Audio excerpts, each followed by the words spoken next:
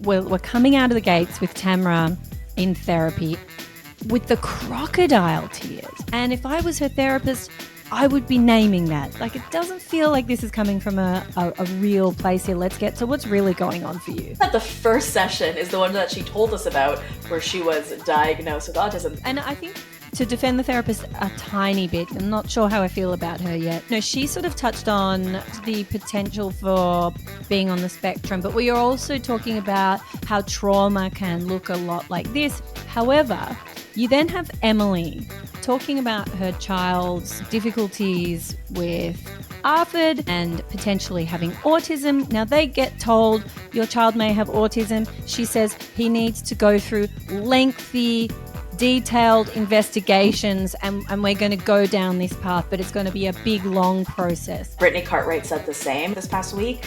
They saw like 5 different kinds of doctors. It was a very lengthy process to get Cruz diagnosed. And so, exactly. And I feel like if I was Emily on the show and I'm dealing with these very real... That's a good point.